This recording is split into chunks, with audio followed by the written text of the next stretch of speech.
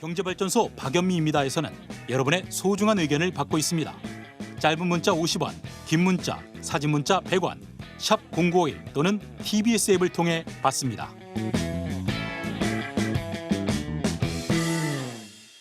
제2의 국민건강보험이라고 불리는 보험입니다.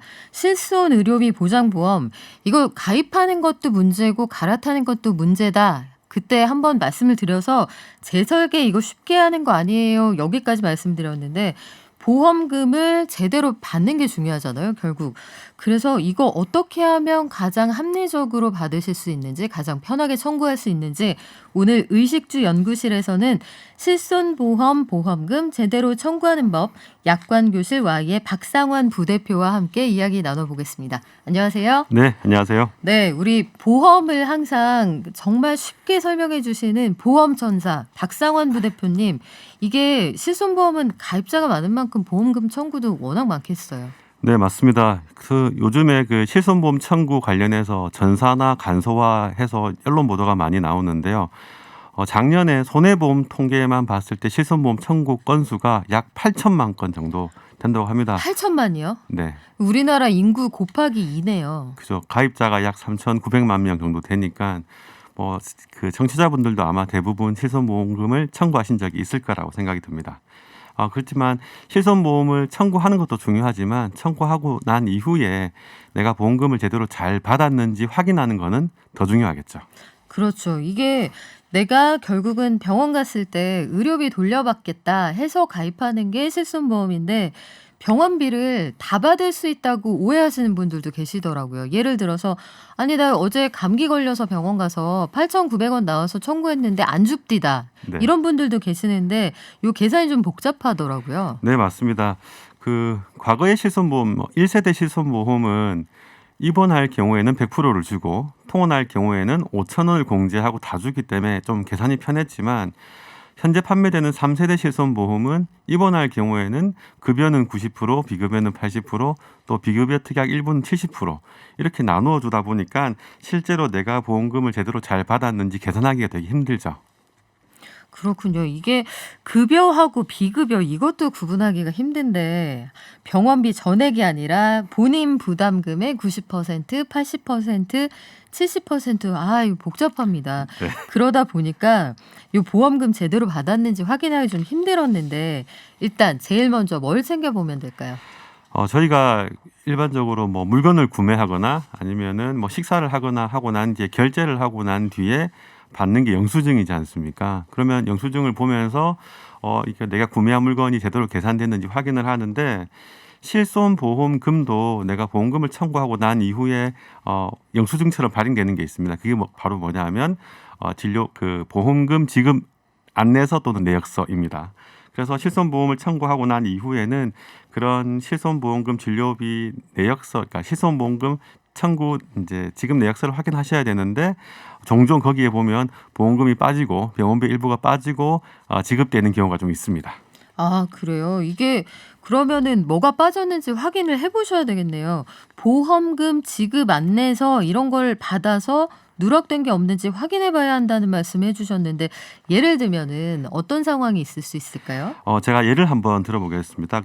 A 씨는 넘어지면서 이제 무릎에 상처를 입었었거든요. 아야. 예, 맞습니다. 네. 예. 근데 이제 대수롭지 않게 생각했는데 이제 며칠 뒤 고열이 나서 병원을 가니까 이제 의사분이 이거 입원하셔야 된다라고 하면서 여러 가지 검사를 하고 봉화지겸이라는 진단을 내리고 약 10일간 입원 치료를 받으셨어요. 이분이 이제 퇴원할 때 결제하신 병원비는 100만 원이죠. 네. 예. 그런데 이제 이분이 실손보험금을 청구하고 나니까 지급된 금액이 110만 원이에요. 아니 그런 마법이 어떻게 일어나죠? 그죠? 예. 일단 제가 금액이나 이런 것도 조금 조정을 했는데 이해하기 편하게 어쨌든 내가 낸 돈보다 병원비가 더 많이 나왔습니다. 보험금이 더 나왔습니다. 네. 이럴 경우에 이분은 만족을 하실까요? 아니면 한번 따져보고 물어볼까요? 저 같으면 만족합니다. 그죠? 예. 네. 대부분 이런 경우에 만족을 하시는데 네. 이제 이분이 A 씨가 이제 보험금 지급 안내서를 확인해 보니까 이제 이렇게 나와 있습니다. 이분이 가입한 보험이 대부분 이제 생각하실 때 실손보험이라고 생각하는 상품이 실손보험만 가입하는 경우가 극히 드물어요. 아, 예. 금융당국이 2018년 4월부터는 네. 실손보험을 가입할 때 실손보험만 가입하도록 이렇게 이제 바꿨거든 제도를요. 그래서 우리가 이제 2018년 4월 이후에 가입한 실손보험을 단독 실손보험이라고 하는데 2018년 4월 이전에 가입하신 분들은 단독으로 가입하신 분도 계시지만 대부분이 다른 특약들도 이제 같이 아. 가입되어 있죠. 그러니까 나는 햄버거만 샀는데 프렌치 후라이는 반드시 들어 있었다. 세트 메뉴였다 이런 얘기네요. 예, 네. 적절한 예, 맞습니다. 그래서 이제 A 씨가 병원비보다 많이 나왔지만 한번 확인을 해보니까 이분이 가입한 보험에 입원 일당이라는 게 있었던 것 같아요. 그래서 이제 하루에 입원하면 3만 원 준 특약이 있어서 총 10을 입원했기 때문에 30만 원의 입원 일당이 나오고 병원비는 100만 원 중에서 80만 원만 지급되었죠. 그래서 이분이 만약에 이 지급 내역서를 확인 안 하셨으면 병원비보다 더 나왔다고 만족하셨겠지만 확인을 해보니 실제로 병원비는 20만 원이 차감되고 지급이 안 된 거죠. 아, 그렇군요. 이게 그냥 마냥 좋아할 일은 아닌 건데 실손보험에서 그 20만 원은 왜 안 준 거예요? A 씨가 이제 보험사에 물어보니까 병명과 관계가 없는 검사 비용 20만 원을 지급하지 않았다라고 이제 보험사가 대답을 했는데요. A 씨가 진단받은 병명은 봉화지겸인데 갑상선 초음파 검사와 통풍 검사는 병명과 관계없는 검사 비용이라서 보험금을 지급하지 않은 거죠. 아, 그렇군요. 그러면 이게 따져볼 게 참 많은데 병명과 관계없는 검사 비용은 실손보험이 보장하지 않는다라고 했는데 사실 우리 잘 모르잖아요. 네. 병원에서 하라니까 검사하는 거지 뭐 이거랑 관계 있는지 없는지 잘 모른단 말이에요. 이게 의사가 그냥 검사하는 건 아닐 것 같은데 결국 이다 어디 아픈지 알아보려고 하는 검사 아니에요? 네, 맞습니다. 먼저 이제 실손보험금 관련해서는 약관부터 먼저 확인을 해야 되는데요. 실손보험 약관에는 이렇게 나와 있습니다. 의사의 임상적 소견과 관계없는 검사 비용은 보험금을 지급하지 않는다라고 일단 나와는 있어요. 근데 말씀하신 것처럼 의사가 그냥 검사한 건 아니겠죠. 의사도 이제 여러 가지 이유로 검사를 했을 건데 문제는 우리가 실손보험을 청구할 때 필요한 서류가 일단은 병명 확인 서류, 그다음에 진료비 계산서와 진료비 세부 내역서 있는데 내역서가 필요한데 여기에는 여러 가지 검사 내역은 나와 있지만 의사가 진단 내린 진단명과 여러 가지 검사가 나와 있지만 여러 가지 검사를 왜 했는지는 알 수가 없죠. 네. 그래서 이제 A 씨가 의사를 만나서 이런 검사를 왜 하셨습니까라고 물어봐 보니 의사 선생님이 하시는 얘기가 그 열이 계속 지속되어서 혹시 다른 질병이 있는지 확인하려고 검사를 했다. 네. 그러면 그 내용을 다시 서류를 받아서 진료 확인서 같은 걸 받아서 보험사에 제출하고 나니까 그때서야 이제 20만 원이 추가로 보험금이 지급된 거죠. 아, 요 보험사들 전문가 그룹이기 때문에 이게 만만치 않습니다. 그래서 보험은 가입할 땐 앉아서 가입하고 보험금 받을 때는 서서 받는다 이런 얘기가 있는데요. 보험금 지급 안내서 저도 처음 들어봤거든요. 요거 꼭 챙겨 보셔야겠습니다. 이게 만약에 그 즉시 보험금 지급 안내서를 못 받으셨으면 나중에도 받을 수 있는 거예요? 예, 맞습니다. 언제든지 보험사에 전화하시면 지난번 청구했던 그 내역을 달라라고 하면 보험금 지급 내역서 또는 보험금 지급 안내서라는 형태로 이제 날아오게 되어 있고요. 실질적으로 저희가 실손보험을 청구할 때 네. 그 이제 보험사마다 양식이 있지 않습니까? 네. 그 양식을 좀 꼼꼼히 보시면 보험금이 지급되고 난 이후에 내가 어떻게 보험금을 받았는지에 대한 서류를 팩스나 이메일을 통해서 받아볼 수 있게끔 되어 있어요. 근데 거기에 체크를 하시면 네. 굳이 전화를 안 하셔도 늘 받아볼 수 있는 거죠. 아하, 그 체크 하나를 놓쳐서 그동안 못 받았던 거군요. 그러면 우리 또 다른 사례를 한번 살펴볼게요. 실손보험 제대로 받기 위해서 이런 거 주의하세요. 사례 두 번째 소개해드리겠습니다. 보험금 지급 안내서를 보면 또 종종 지급되지 않는 보험금 중에 하나가 바로 영양제, 비타민제, 면역 증강제와 같은 비급여 주사죠. 예. 비급여 주사는 건강보험 급여 기준에서 이제 이외에 투약하는 경우를 이제 비급여 주사라고 하는데요. 저희가 흔히 감기나 뭐 복통이나 장염 등으로 식사를 못 하고 그럴 때 병원을 가면 의사 선생님이 수액 같은 거 주잖아요. 네. 예, 그게 이제 통상 비급여 주사일 확률이 좀 높은 거죠. 또는 뭐 큰 질환으로 장기간 병원에 입원하시는 분들도 식사를 못하셔서 영양제 같은 것을 이제 맞는 경우가 많은데 이런 것들에 대해서 실손보험이 좀 종종 부지급하는 사례가 좀 있습니다. 아, 그래요? 이거는 밥을 못 먹어서 만든 건데 그러면은 이거 드려야 되는 거 아니에요?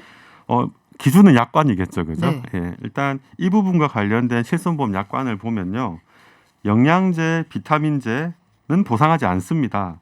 다만 회사가 보상하는 질병 치료를 목적으로 하는 경우에는 보상합니다. 이렇게 나와 있습니다.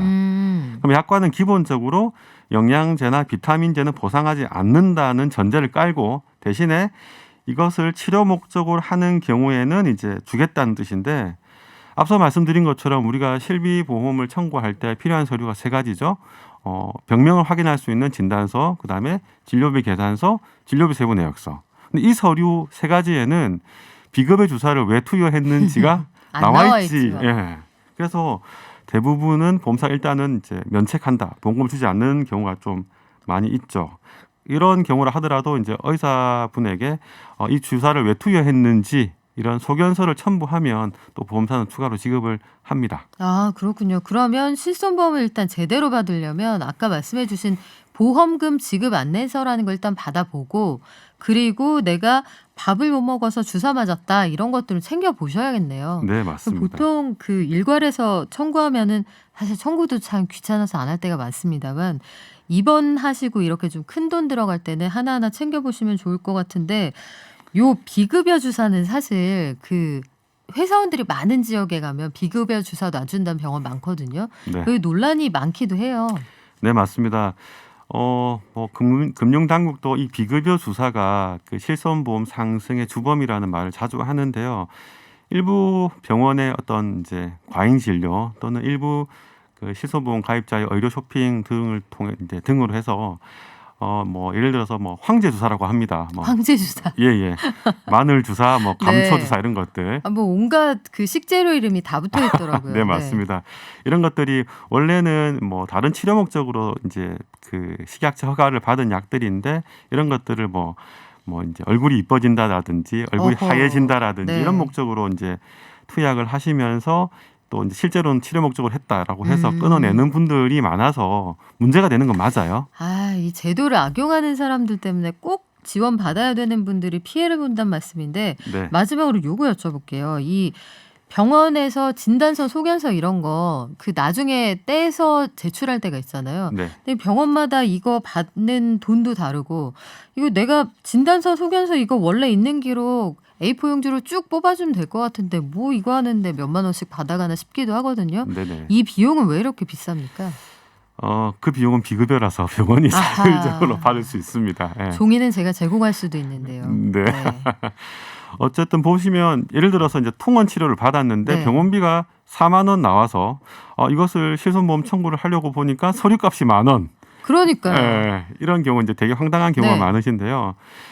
실손보험은 통원 시 3만 원 이하의 병원비가 나왔다라고 하면 진료비 계산서 만으로 청구가 가능하고요. 10만 원 이하다라고 하면 그 다른 서류를 뗄 필요 없이 저희가 처방전을 받지 않습니까? 네. 예, 처방전이 원래는 약국에 제출하는 거 하나, 환자 보관용 하나가 네. 나오죠. 그러면 환자 보관용 처방전에 병명이 나와 있어요. 그게 그렇게 쓰이는군요. 네네. 그걸 왜 주나 했어요. 사실 아무데도 쓸 데가 없다 생각했거든요. 네네. 그래서 환자 보관용 처방전에 병명이 나와 있으니까 그 서류와 진료비 계산서, 진료비 세부 내역서 이렇게 떼시면 비용이 안 들어가요. 그래요. 그럼 큰 병이 아니다 하면은 그거 기억했다가 처방전 버리지 마시고 그거 활용해 보시면 참 좋겠습니다. 자, 오늘도 여러 가지 팁 많이 주셨는데요. 약관교실 Y에 이 보험금 제대로 받게 해주는 보험선사 박상원 부대표 모시고 실손보험 관련 여러 가지 사례 이야기 나눠봤습니다. 고맙습니다. 네, 감사합니다.